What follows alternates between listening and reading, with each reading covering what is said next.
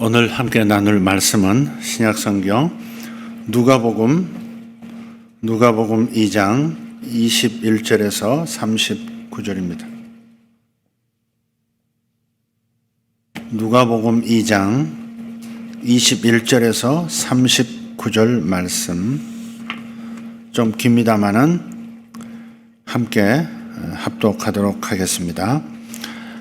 할례할 8일이 되매 그 이름을 예수라 하니 곧 잉태하기 전에 천사가 일컬은 바더라. 이 모세의 법도로 정결 예식의 날이 참에 아기를 데리고 예루살렘에 올라가니 이는 주의 율법에 쓴 바 첫 해 처음 난 남자마다 주의 거룩한 자라 하리라 한 대로 아기를 주께 드리고 또 주의 율법에 말씀하신 대로 산 비둘기 한 쌍이나 혹은 어린 집 비둘기 둘로 제사하려 함이더라.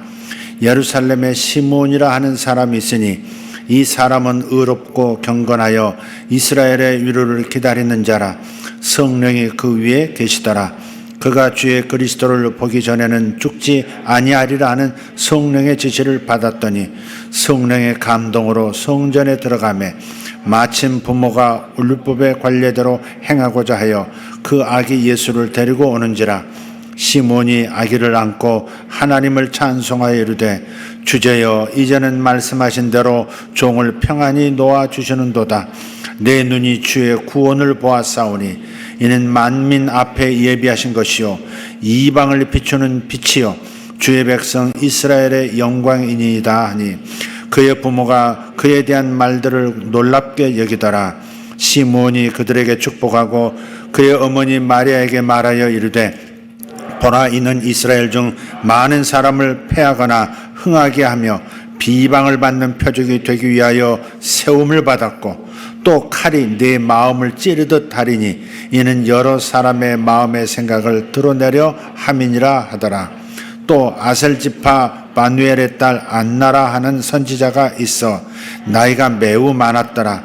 그가 결혼한 후 7해 동안 남편과 함께 살다가 과부가 되고 84세가 되었더라.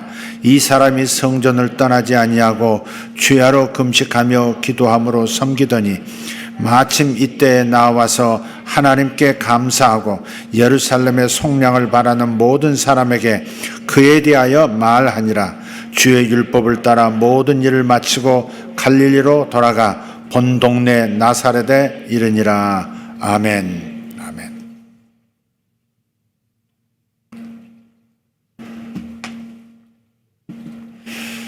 성탄절에는 특성이 있겠죠.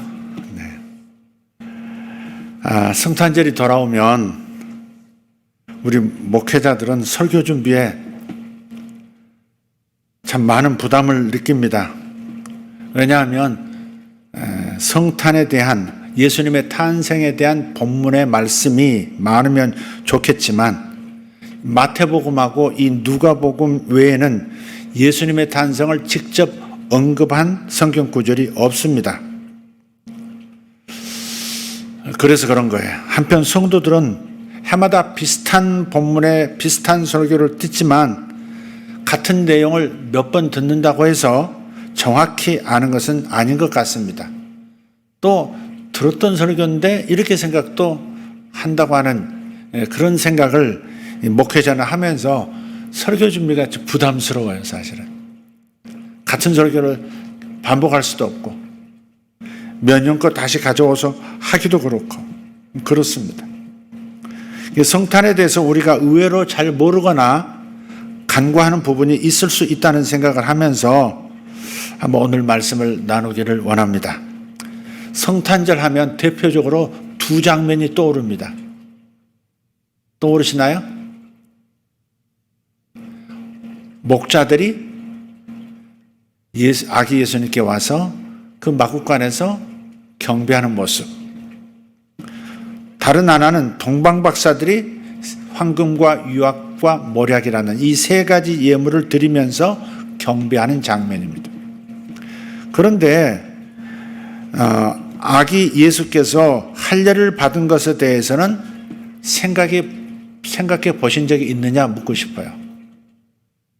예수님께서 할례 받은, 그러니까 탄생한 지 8일 만에 채 열흘이 되기 전에 할례를 받으신 거에 대한 생각을 해보신 적이 있느냐? 또 성전에 대속을 받으러 들어갔다가 시므온과 안나라는 이 두 예언자를 만나서 경배받은 일은 혹시 머리에 기억이 있으십니까? 아마 생생하게 그려보지는 않으셨을 거예요. 목자들과 동방박사들의 경배가 같은 날, 다시 말해 아기 예수께서 태어난 날에 일어났다고 생각하는 사람들이 많지만 실은 그렇지가 않습니다. 아기 예수가 마구 이 구유에 누워 있고 목자들이 경배하고 다른 한쪽에서는 또 같은 날 동방박사들이 예물 드리면서 경배했다. 그건 사실이 아니다 이 말이에요. 사실이 아니에요. 본문 말씀은 목자들의 경배와 동방박사들의 경배 사이에 나오는 이야기입니다. 보통 알고 있는 것과는 달리 동방박사들의 그 찾아와 경배하는 이야기는 예수님께서 태어나시고 난 상당한 기간이 지나서에 벌어진 일입니다. 한번 상상해 보세요. 목자들이 바로 당일날 찾아와서 경배했어요. 그리고 동방박사들이 경배한 얘기가 한참 되어 있습니다. 그러니까 목자들의 경배하는 당일과 동방박사들이 경배한 그 사이에 어떤 일이 있었는가? 그게 바로 예수님께서 할례 받으신 것과 예수님께서 예루살렘 성전에 가셔서 대속의 예물을 드렸던 것, 대속의 그런 정결 과정을 겪으셨던 것, 그 두 가지 사건이 있다는 것을 꼭 기억하시고, 그러면서 곧바로 안나와 시몬이라는 예언자의 그러한 증언을 받았다는 겁니다. 그래서 오늘 본문을 통해서 예수님께서 태어나신 직후에 있었던 일들을 살펴보려고 하는 겁니다. 예수님께서는 이 땅에 계시는 동안에 정말 좋은 일도 많이 하셨죠. 많은 병자를 고치시고 많은 귀신을 쫓아내주시고 온갖 착한 일들, 도덕적으로 좋은 일들만 가득하셨습니다. 그러나 그 일만 하신 것이 아니라 죄인인 우리를 위해서 구원 사역을 담당하셨다 하는 이야기가 핵심입니다. 그것도 아기 때부터 그 일을 시작하셨다는 것도 생각하셔야 됩니다. 십자가 사건만 생각하시면 안 됩니다. 이 땅에 오셔서 아기 때부터 구원 사역을 시작하셨다 하는 거. 그래서 본문을 보면 율법을 거듭해서 강조를 하고 있어요. 21절을 보면 할례할 8일이 되매 그랬어요. 남자아이들은 태어나면 무조건 8일 되면 할례를 받아야 합니다. 반드시 8일째에 할례를 받게 되어 있다. 이게 모세를 통해서 주신 율법이죠. 21절에 그렇게 말씀을 하는 거예요. 할례할 8일이 되매 그랬어요. 할례할 8일이 되매. 그래서 할례 받으셨다 이 말이에요. 그 다음에 두 번째는 22절부터 시작되는 건데요. 모세의 법대로 정결 예식의 날이 참에 그랬어요. 모세의 율법에는 정결 예식을 치러야 된다 하는 얘기입니다. 이건 좀 이따 자세하게 말씀을 드리겠습니다. 그래서 정결 예식의 날이 참에 아기를 데리고 예루살렘에 올라갔다 그랬습니다. 거기서 집비둘기, 산비둘기 2마리로 이렇게 대속의 제사를 드렸고요. 그 다음에 하나 빠진 게 있는데 대속에 또 하나의 사건이 있는데 그건 이따 또 말씀을 드리도록 하겠습니다. 여러분이 예수님의 탄생과 관련해서 좀 세밀하게 전후 과정을 좀 살펴볼 필요가 있습니다. 우리 그렇잖아요. 지금 우리가 성탄이 다음 주인데 근데 지금 지난주부터 이번 주까지 계속 예수님의 탄생, 예수님의 이름 뭐 그런 걸 지금 나누고 있잖아요. 이와 같은 거예요. 그냥 여느 생일하고 다른 거예요. 아버지 생신이 이때지, 아버지 생신 12월 24일이지, 어머니 생신이 12월 22일이지, 뭐 해년마다 해왔던 그게 아니라 이번 생신은 팔순이지 뭐 이런 거 있잖아요. 여느 생신과 팔순이라는 생신은 다른 거잖아요. 칠순, 팔순 이건 다른 거잖아요. 그런 의미에서 우리가 예수님의 탄생, 예수님의 이 땅에 오심에 대해서는 좀 일찍부터 생각하고 묵상하고 마음 준비하고 기도하고 무엇을 함으로써 그분의 오심을 나 개인이 주님 앞에 기념할 수 있을까를 찾자 하는 의미에서 지금 성탄을 준비하는 예배로 그런 설교로 지금 진행하고 있는 겁니다. 오늘 본문 말씀이 말하는 바는 매우 분명해요. 예수님의 출생 이후에 율법이 요구하는 바를 빠짐없이 다 이루셨다 하는 겁니다.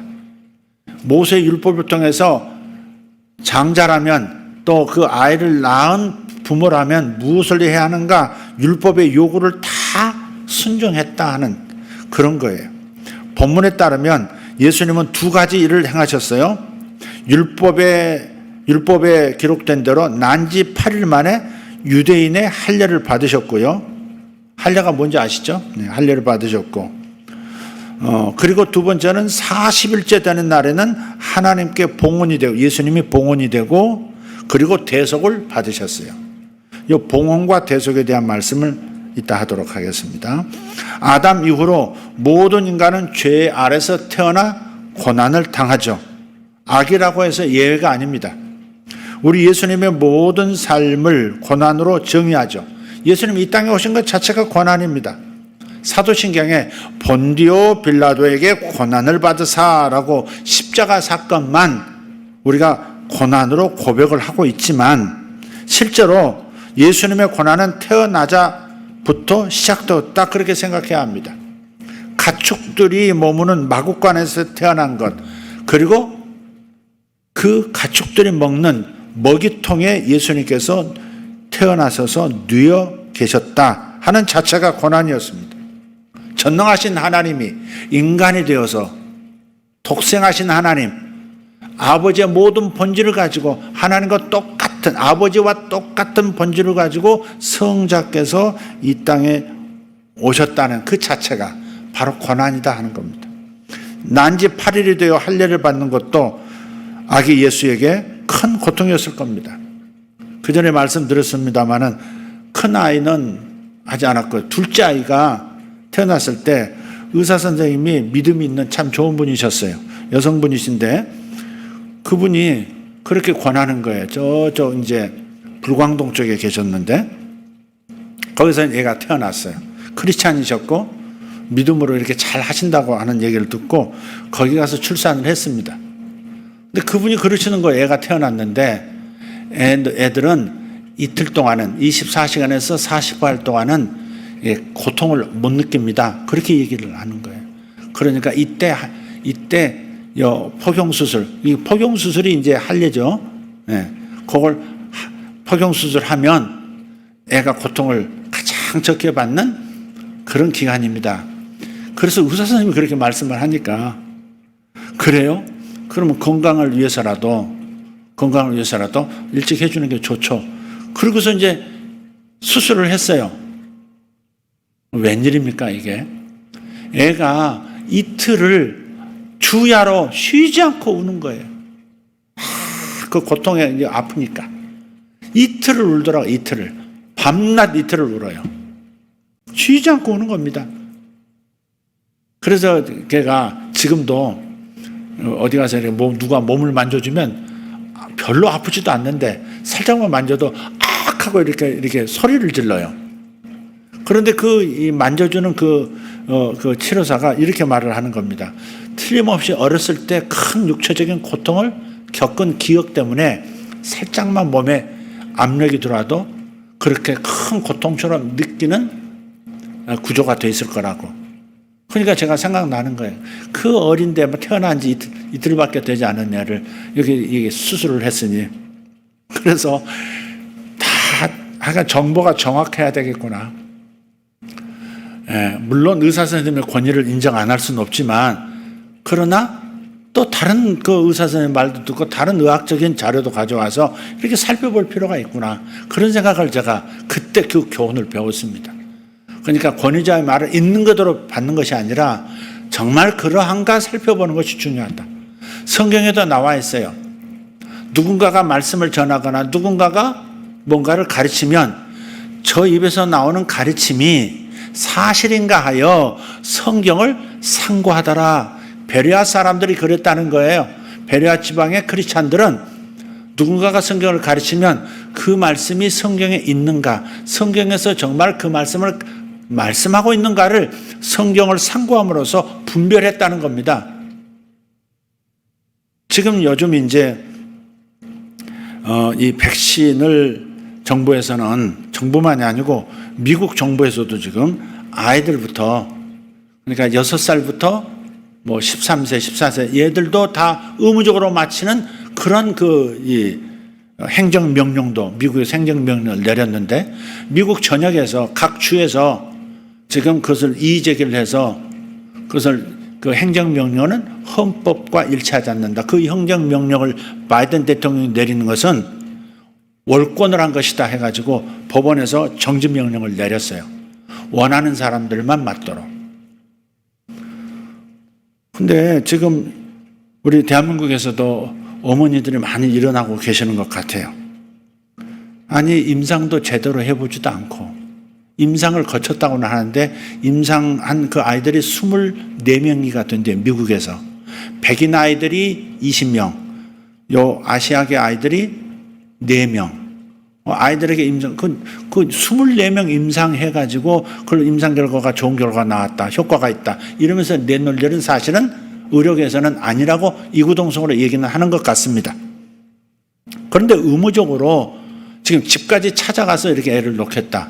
지금 그래가지고 난리가 나고, 이번 월요일날 애들 학교 보내지 말라 그런 것도 돌려, 루머까지 도는 겁니다. 학교에서 애들한테 너 맞을 거야 이렇게 간단한 설문, 애들이 그냥 두루뭉실하게 이해하고 뭐 이렇게 예스 하면 바로 주사를 놓는 그런 방식의 진행도 있다는 루머도 지금 돌고 있어서 굉장히 흉흉합니다 지금. 그래서 저 광화문 광장에서 지금 어머니들이 모여가지고 우리 아이들에게 이게 어떻게 될지 모르는 이걸 함부로 맞출 수 없다. 어른들도 백신 맞고 사망하는 일들도 있고, 지금 중환자실에서 생사를 지금 넘나드는 분들도 많은데 그럴 수는 없다. 그리고 여지껏 데이터를 보면 1세부터 19세까지는 단 한 사람도 사망자가 없다. 코로나 걸려서 사망한 경우가 없다. 한 케이스가 있다고 정부가 발표했는데 그 아이가 3살인가 6살인가 사망을 했는데 코에다가 이렇게 면병을 찔러보니까 코로나 균이 나오더라. 그거 한 케이스 외에. 그래서 이런 여러 가지 다양한 정보를 우리들이 듣고, 그리고 그것을 분별을 하는 책임은 자신에게 있다. 그래서 제가 주보에도 아이들 맞히는 문제는 부모님들이 많이 찾아보시고 결정을 하셔야 된다. 그렇게 제가 말씀도 넣습니다. 어찌됐든 제 아이는 그 의사 선생님 말을 듣고 그냥 곧바로 했는데 애가 얼마나 고통을 겪었는지, 저희들도 같이 잠 못 자고, 애가 그렇게 아파하니까, 갓난 애가 아파하니까 생사를 잘라내니 이게 얼마나 아프겠어요. 예수님도 그걸 하셨다고요. 요즘 무슨 진통 효과라도 있는 뭐 방법을 좀 마련하지만 그때는 정말 민간요법 외에는 아무것도 없는 그런 상황에서 생사를 잘라내고 그것을 자칫하면 감염도 되고 위험한데, 참 예수님께서 그걸 하셨단 말. 할례 받으셨고, 그리고 다른 것도 이제 진행이 됐어요. 그러니까 어려서부터 주님은 인간과 똑같은 고난도 겪으셨고, 여타 인간들이 겪지 않은 고난도 주님은 겪으셨죠. 그래서 장차 예수님께서 이 땅에서 어떤 삶을 사실지를 미리 보여주는 것 같은 상황이 바로 어렸을 때부터 있었다 하는 것을 우리는 발견합니다. 인간이 죄를 짓고 타락한 후에 하나님은 여자에게 잉태하는 고통을 크게 더하셨다 그랬어요. 그러니까 아기를 임신하는 것도 고통이고요, 낳는 것도 고통이에요. 또 애가 엄마 뱃속에서 나오는 과정도 또 고통이에요. 출산 후에 산모는 아기가 남자일 경우에는, 유대인이라면 말해요, 40일 동안은 부정한 여자로 간주가 돼요. 만약에 여자아이가 태어나면 80일 동안 부정한 여자로 간주가 되어서, 이게 율법 안에 있는 얘기입니다. 그래서 성전에 들어갈 수도 없었고 하나님과의 교제에서 제외가 됐습니다. 레위기 12장에 이 얘기가 자세히 나와요. 이건 역시도 사회적 고통이죠. 분리의 고통이잖아요. 그죠? 그렇지만 하나님께서 정하신 결례를 통해서 깨끗하게 되는 길도 율법에 나와 있습니다. 그것은 어린 양과 집비둘기 새끼나 산비둘기로 제사를 드리는 거예요. 부정한 어머니, 출산한 어머니가 정결하게 되는 방식, 다시 하나님과 교제를 시작하고 성전을 찾을 수 있는 그 권리는 바로 이 제사를 통해서 가능해지는 거예요. 가난해서 어린 양을 살 수가 없으면 산비둘기 2마리나 집비둘기 2마리로 제사를 드려도 된다, 이렇게 허용이 됐습니다. 그래서 요셉과 마리아가 집비둘기 한 쌍으로 제사를 드린 걸 보면 아마 그때 당시 두 사람의 형편이 무척이나 어려웠다 하는 것을 볼 수 있습니다. 그러니까 부유한 집에서 태어나신 게 아니다 이 말. 가난한 집에 태어났으면 가난한 집 아이들은 부잣집 아이들과는 다른 어려움을 겪습니다. 아주 어려서 얼마나 자신이 힘들게 살고 있는지를 잘 모르지만, 그러나 비교해 보면 고통은 훨씬 더 크다 하는 것을 알 수 있죠. 그리고 예수님께서 태어나신 지 40일 만에 율법대로 하나님께 봉헌이 됩니다. 그리고 대속을 받았습니다. 예수님은 마리아가 출산한 첫 번째 남자 아이였기 때문에 이런 율례를 치른 거예요. 출애굽기 13장 2절을 보면 이렇게 말씀합니다. 이것은 그냥 출애굽 사건과 연관이 있는 거예요. 출애굽기 13장 2절, 이스라엘 자손 중에서 사람이나 짐승을 막론하고 태에서 처음 난 모든 것은 다 거룩히 구별하여 내게 돌리라. 이는 내 것이니라. 장남은 무조건 내 것이라 그랬어요. 가축의 첫 새끼도 다 내 것이다. 그래서 사람이라면 사무엘이 성전에서 이렇게 자라듯이 성전에 드렸어야 돼요. 성전에서 봉사하면서 살아가는 인생들이 전부 장남인 거예요. 하나님은 이스라엘을 출애굽시키기 위해서 애굽에 10가지 재앙을 내리셨고요. 애굽 왕이 끝까지, 이 바로가 끝까지 이스라엘을 놓아주지 않자 하나님께서는 애굽에 있는 모든 장자, 첫 자식들, 첫 새끼들을 죽이기로 하십니다. 재앙이죠. 사람뿐 아니라 가축이나 짐승의 장자도 모두 죽음을 당하는 엄청난 사건이 애굽에 그날 밤에 있었습니다. 그런데 이스라엘의 장자에게는 피할 길을 주셨어요. 이스라엘의 가축들, 이스라엘의 소유물에게도 피할 길을 주셨어요. 그게 뭐냐? 그게 어린 양을 잡아서 피를 문설주에 임방에 바르면 죽이는 이 재앙의 영이 패스오버, 넘어간다, 유월한다, 그렇게 말씀하셨고 실제로 그 일이 일어났어요. 출애굽기 13장 15절입니다. 처음 난 모든 수컷들은 내가 여호와께 제사를 드려서 내 아들 중에 모든 처음 난 자를 다 대속하리니. 여기 대속이라는 말이 여기 나오죠. 그래서 하나님께서는 이 의식을 통해서 애굽의 장자는 치시고 이스라엘의 장자는 건지신 일을 영원히 기억하도록 하신 겁니다. 그러니까 이스라엘의 첫 것은 아이들부터 시작해서 사람부터 시작해서 가축까지 첫 것은 다 하나님의 소유다 하는 법이 그때 세워진 거예요. 이 의식을 따라서 이스라엘 백성들은 제사장에게 어떻게 해요? 자식을 전부 그럼 예루살렘 성전에서 봉사하도록 어렸을 때 사무엘처럼 다 집어넣어야 되느냐? 그렇지 않을 길도 또 마련하셨어요. 그걸 대속이라 그래요. 다 하나님께 봉헌해서 아기는 장남은 다 바쳐야 되는데 바쳐진 그 아이를 다시 대속해서 되돌려 받을 수 있는 그런 길을 열어주셨는데, 그것은 5세겔을 성전에 내는 겁니다. 제사장에게 5세겔을 주고 장자를 다시 사는 겁니다. 이것을 가리켜서 대속이라고 하는 거예요.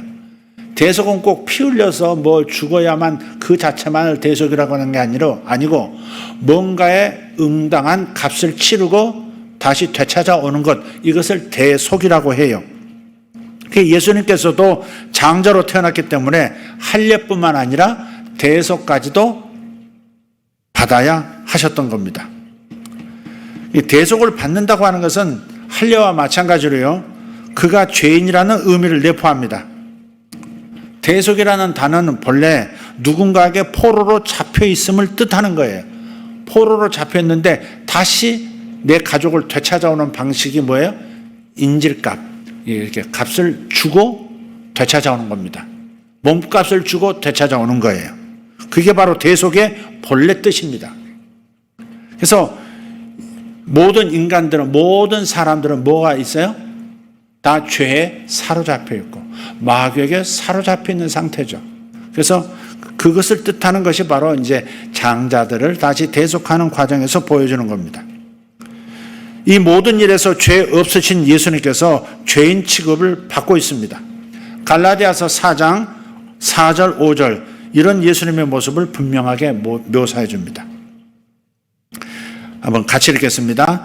때가 참에 하나님이 그 아들을 보내사 여자에게서 나게 하시고 율법 아래에 나게 하신 것은 율법 아래에 있는 자들을 속량하시고 우리로 아들의 명분을 얻게 하려 하심이라. 아멘. 하나님께서 한 아들을 우리에게 주시면서 여자에게서 나게 하셨어요. 이게 바로 모노게네스, 지난주에 말씀드린 모노게네스, 독생하신 하나님이 인간이 되어서 하나님의 모든 본질을 가지고 인간의 모습으로 인간이 되어 이 땅에 오신 것, 그것이 바로 독생하신 하나님. 그런 분은 딱 한 분뿐이라는 거예요. 하나님으로서 인간으로서 이 땅에 오신 분은 한 분뿐이다 하는 뜻에서 독생자예요. 그래서 요한복음 1장 18절에 이걸 좀 더 풀어서 독생하신 하나님, 아버지 품으로부터 나와서 독생하신 하나님이라고 표현합니다. 그러니까 예수님은 인간의 모습으로 오셨지만 하나님이시라는 거예요.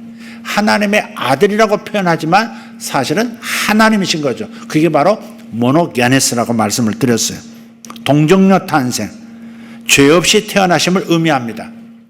그러니까 유대인들에게 있어서, 성경에 있어서 죄가 유전되는 거, 아담이 죄를 졌고 그 후손이 전부 죄인이 될 수밖에 없었던 것은 씨가 죄인이기 때문에, 죄를 품었기 때문에 그 씨를 통해서 태어난 모든 사람들은 다 죄인이 되는 겁니다. 씨가 죄인인 거예요. 여자 쪽에서 죄를 묻지 않고요, 여자에게서 죄를 유전받는다 하지 않고 아버지 쪽에서 죄를 유전받는다라고 하는 개념이 여기서 나온 거예요. 씨의 죄가 있는 거예요. 씨의 죄. 밭의 죄가 있는 게 아니라 씨의 죄가 있는 거예요. 그래서 남자들이 할례를 하고 장남은 특히 대속의 과정을 겪어야 하는 거예요. 예수님은 율법 아래서 태어나셨습니다. 율법 아래서 태어나셨단 말은 율법을 다 지켜야만 하는 인간으로 이 땅에 오셨다 그 말이죠. 그래서 죄인이 아님에도 불구하고 죄인 취급을 받을 수밖에 없었다 하는 겁니다. 죄인 취급은 예수님께서 십자가에 돌아가실 때까지 계속됐어요. 아기 때부터 시작해서, 할례하는 그때부터 시작해서, 정결 예식을 하는 그때부터 시작해서 십자가에서 죽으실 때까지 주님은 죄인 취급을 받으신 거예요. 왜? 그것이 바로 율법 아래서 죄의 종로로 가고 있는 우리를 대속해 주시기 위해서 예수님께서 그러신 거예요. 또 우리에게 아들의 명분을 주기 위해서라고 말씀합니다. 예수님이 맏아들이시라면 우리는 둘째, 셋째, 넷째 그런 아들들이 되도록 만들어 주셨다는 겁니다. 물론 예수님과 우리는 다른 존재죠. 그분은 모노게네스, 독생하신 하나님이지만, 그런 의미에서 하나님의 아들이지만 우리는 양자로, 예수님 덕분에 양자로 편입이 된 것이지 예수님과 똑같은 수준의 본질성을 가진 존재는 아니다 하는 겁니다. 로마서 8장 29절도 이렇게 말씀해요. 그래서 하나님이 미리 아신 자들을 또한 그 아들의 형상을 본받게 하기 위하여 미리 정하셨으니 이는 그로 많은 형제 중에서 맏아들이 되게 하려 하십니다. 예수는 우리의 맏형님인 거예요. 맏형님이에요. 맏형님. 하나님 나라에서는 하나님 아버지가 계시고 맏형님이신 예수님이 계시고, 그리고 우리는 똑같은 다 양자들입니다. 아기 예수께서 대속을 받으러 성전에 들어가셨을 때 두 사람만이 이 아기가 누구인가를 알아보죠. 오늘 본론은 여기에 있습니다. 한 사람은 시므온이라는 분이고요, 다른 한 사람은 안나라는 분입니다. 두 분 다 연세가 높아요. 안나는 100살이 너무 높합니다. 시므온도 26절에 주의 그리스도를 보기 전에는 죽지 아니하리라 하는 성령의 지시를 받은 것으로 보아서 나이가 상당히 들었을 것이다, 이렇게 추측할 수 있습니다. 그런데 이 두 분은 당시 타락한 이스라엘 백성 중에서 얼마 되지 않은 경건한 사람들이었다는 사실입니다. 성전에는 위대한 종교 지도자들이 많이 있었을 거예요. 대제사장부터 시작해서 그때 당시에 최고의 학자들도 있었을 거예요. 제사장들도 있어요. 수많은 제사장 레인이 있었을 텐데, 하지만 아무도 아기 예수를 알아보지 못했다는 겁니다. 육신의 아비 노릇을 대신해주는 요셉이 제사장에게 5세켈을 주고 아기 예수를 대속할 때에도 담당 제사장은 아무 생각 없이 평소에 하던 일을 했습니다. 이스라엘에 평범한 아기 하나가 또 태어나서 8일 만에 할례받는구나. 그리고 지나가 버린 거예요. 아무도 알아보지를 못해요. 예수님께서 다윗의 동네 베들레헴에서 나셨을 때 들에서 양을 치던 목자들, 몇몇 목자들만 그 소식을 듣고 와서 경배를 했듯이 예수님께서 성전에 들어오셨을 때에도 그랬다는 겁니다. 하나님의 아들께서 자기 집에 들어오셨지만, 그죠? 하나님의 성전이잖아요. 하나님께서 자기 집에 오신 거예요. 지상에 있는 자기 집에 오셨는데 오직 연로한 2사람만이 그 사실을 알아차렸다는 겁니다. 얼마나 영적으로 어두웠으면. 하나님이 이 땅에 오셨는데, 수천 년 동안 기다렸던 그분이 이 땅에 오셨는데 아무도 못 알아보는 거야. 그것도 영적인 지도자들이 아무도 못 알아보는 거예요. 그래서 이 2사람조차 없었다면 아기 예수를 증언할 사람이 아무도 없었을 겁니다. 그래서 여기에 2 증인이 나오는 거예요. 여기에 2 증인이. 시므온과 안나는 단지 나이가 들어서 예수님을 알아본 게 아니죠. 나이가 많이 들면 그래도 연륜이 쌓여서 젊은 사람들을 못 보는 걸 볼 수 있습니다. 무슨 말인지 알지만 그 얘기가 아니죠. 나이 든다고 아는 거 아닙니다. 나이가 들면 시력은 오히려 떨어지기 마련이죠. 본문은 율법과 더불어서 곳곳에서 성령을 강조하고 있습니다. 시므온 선지자를 어떻게 소개하는지 보십시오.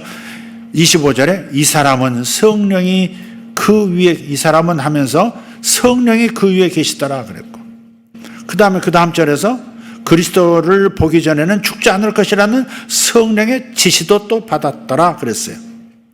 또 때에 맞춰서 예수님께서 정결 예식으로 성전에 오셨을 때, 대속하러 성전에 오셨을 때 때에 맞춰서 성령의 감동으로 성전에 들어갔습니다.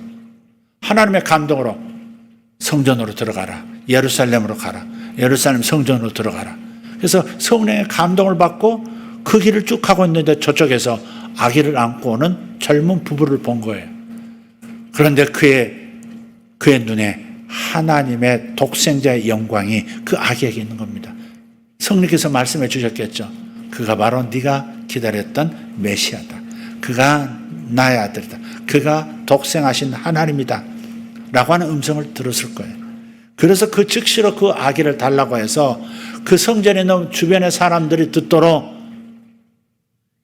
자기가 받았던 감동을, 예언을 선포하는 겁니다.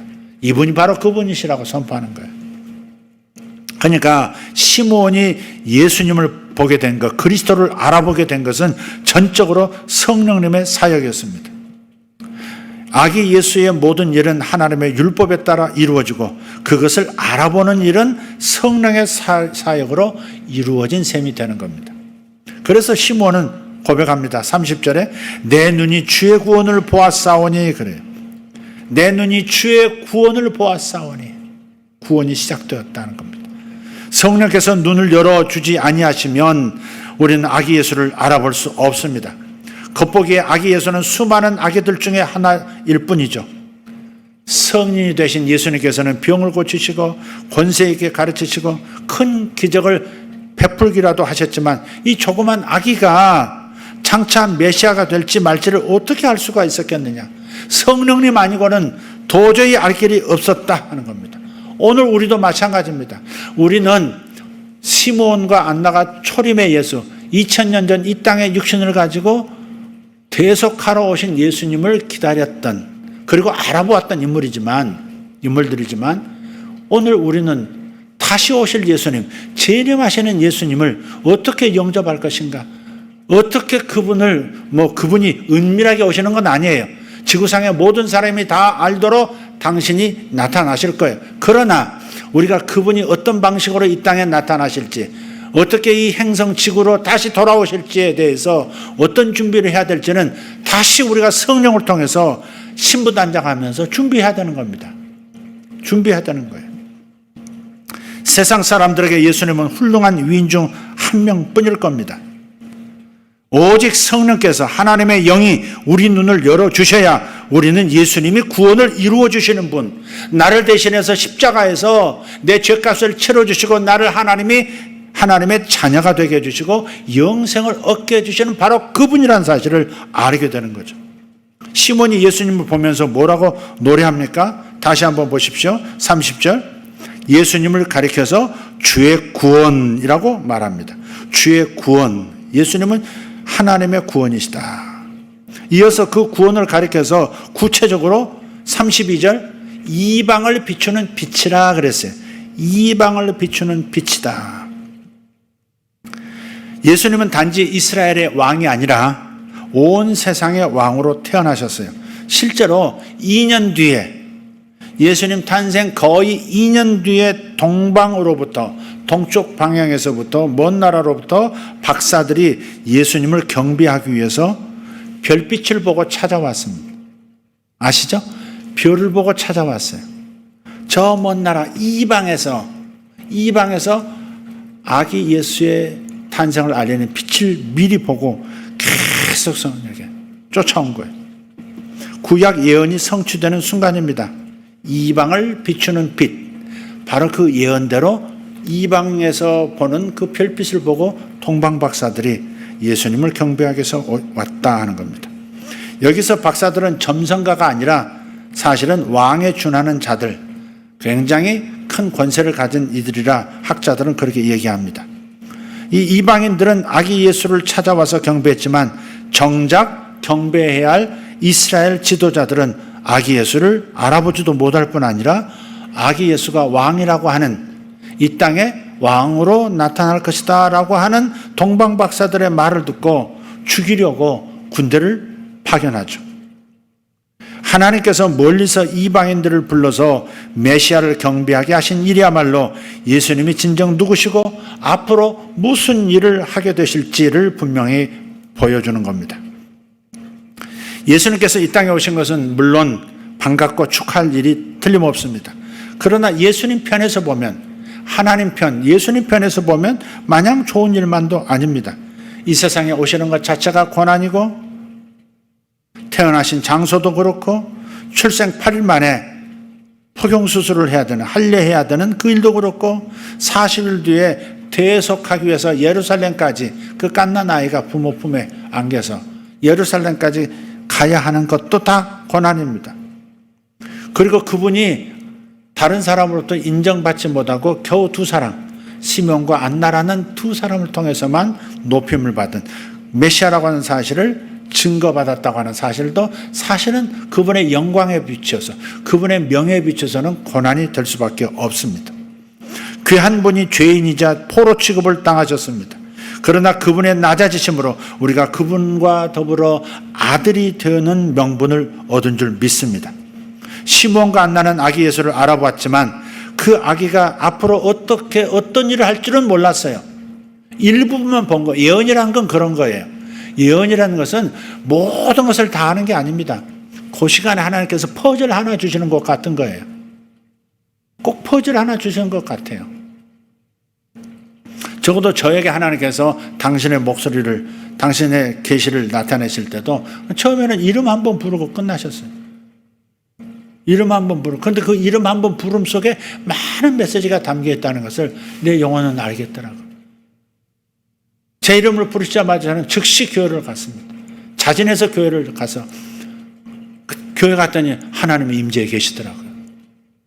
그러면서 그 다음부터 청소년기에, 그리고 청년 때 신학을 하는 동안에 목회하면서 지금까지 조금씩 이런 퍼즐 저런 퍼즐 나중에 보면 하나씩 맞춰보면 나를 이렇게 사용하기를 원하셨구나, 하나님께서 이런 과정을 통해서 나를 길러오셨구나 하는 것을 볼 수 있는 그림이 되더라고요. 여러분도 마찬가지일 거예요.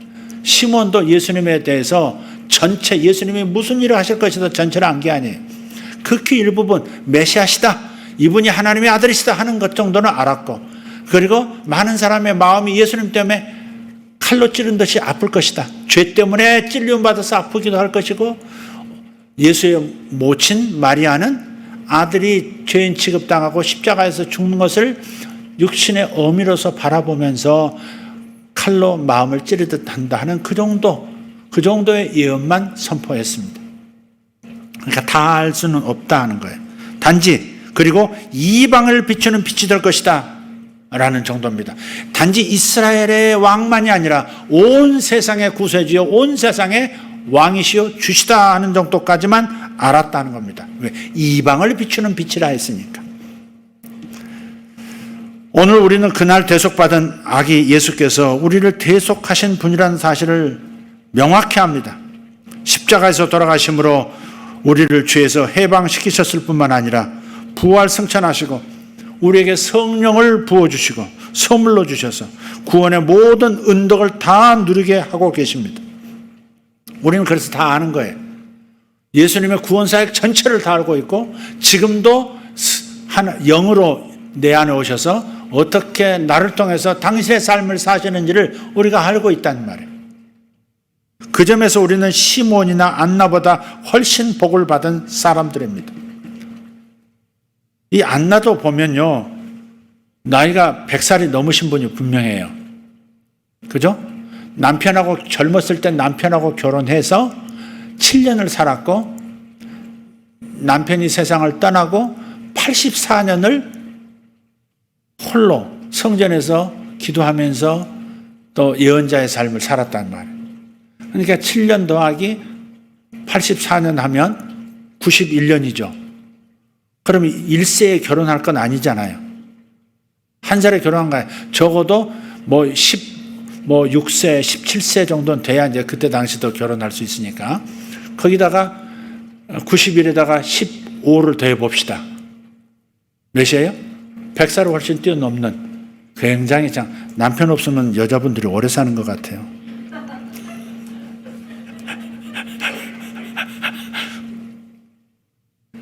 그래서 남편들이 너무 오래 살면 몸부림하면 여자들이 힘드니까 오래 장수할 수 있도록 그래서 남자들이 먼저 이렇게 하나님 앞으로 가는 거 아닌가 싶기도 하고, 잘 모르겠습니다.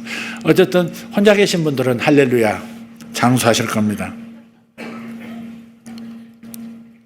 그래도 남편 있는 게 좋지, 그러시기도 하겠죠. 네. 어쨌든 옆으로 셌습니다.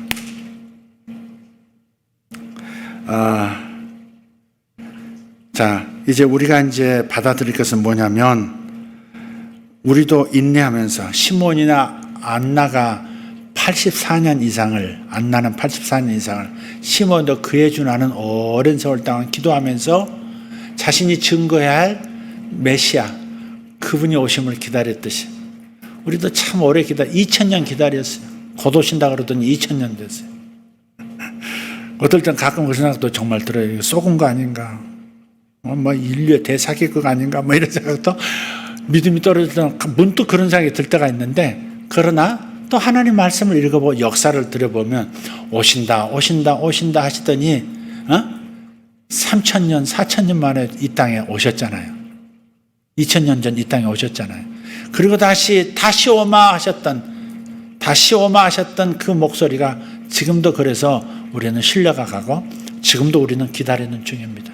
그분이 오실 것을 기다리면서 그분을 모실 때, 그분이 오시기 전에 내가 주님 앞에 서는 것을 이 땅에 사는 동안에 신부단장, 어린 양의 신부로서 자신의 영혼을 단장하고 마음을 단장하고 삶을 단장하고 준비해야 되는 삶이 남아있는 겁니다.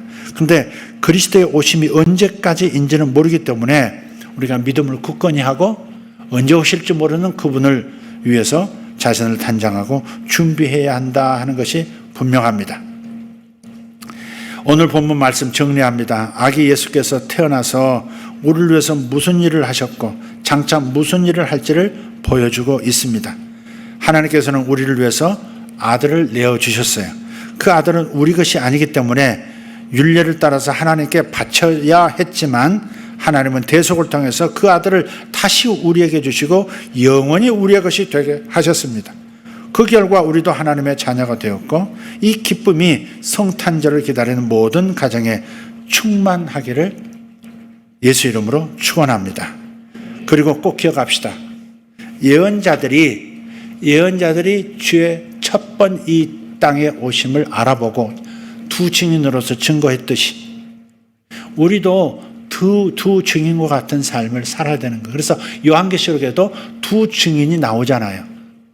두 증인이 나오는 까닭은 예수님의 초림 때 두 증인이 증언했다고 하는 이것을 반영한 것이고, 동시에 이 마지막 때 주님 오실 때에도 교회가 두 증인처럼 예수님을 증언하면서 예수님이 곧 오신다고 하는 이 약속을 세상에 알리면서 우리 자신도 준비하는 삶을 살도록 해야 되겠다는 것이 첫 번째고, 또 우리 예수 세계교회 성도들이라면 반드시 기억할 것, 하나님께서 말세에 내 영을 모든 육체에게 부어서 너희 자녀들은 예언할 것이고 너희 젊은이들은 환상을 보고 너희 늙은이들은 꿈을 꾸리라 하는 이 예언적인 은사를 붓겠다 하신 것은 다시 오실 주님을 어떻게 준비할 것인가를 예언적으로 알아차리는 그런 교회들이 되라 하는 것입니다. 그런 성도들이 되라 하는 것입니다. 미련한 다섯 처녀 되지 말고 신랑이 온다 하면 기름 들고 뛰쳐나갈 수 있는 지혜로운 성도들 되라 하는 뜻이 거기에 담겨 있는 겁니다. 그래서 우리 교회는 하나님께서 예언적 기름 부으심을 많이 부어주신 그런 증거들이 있고, 여러분들이 훈련을 받았고 또 하나님 음성을 잘 듣고 전한 훈련도 받았습니다. 그렇기 때문에 우리가 시므온과 안나 같은 이러한 사역적인 면에서 특별한 DNA를 이어받았다 생각하시고 이 시대에 주님의 재림을 준비하는 예언적 백성들 되시기를 축복합니다. 시므온과 안나의 기름 부음이 여러분 모든 가정에 넘치기를 축복합니다. 기도하겠습니다. 하나님 감사합니다. 예수님 탄생 주변에 배치되어 온 이 이야기들, 특별히 탄생 후에 할례 받으시고 대속의 율법의 절차를 다 받으시고, 그래서 죄인 아니신 분이 죄인이 되셨던 이 절차를 밟으셨던 것, 바로 우리를 구원하시기 위해서, 우리의 대속자가 되시기 위해서 율법 아래 태어나셨다는 사실을 오늘 다시 한번 깨달았습니다. 그리고 하나님, 두 증인이 나타나서 예수님을 증거하신 이야기가 오늘 우리가 다시 오실 주님을 어떻게 준비하고 예비해야 하는지, 어떻게 우리가 제대로 주님을 맞이할 수 있는 심령이 되는지에 대한 각성을 요구하시는 음성으로 들었습니다. 주님, 우리에게 예수님을 다시 모실 수 있는, 예수님을 다시 모시는 준공이 될 수 있는 시몬과 안나 같은 영성을 갖게 하여 주시옵소서. 안나와 시몬의 영성이 우리 모든 성도들에게 구석구석 치밀하게 임하게 하여 주셔서 우리로 잘 준비된 성도, 잘 준비된 말세 성도들 되도록 역사하여 주시옵소서. 예수님의 이름으로 기도하옵나이다. 아멘.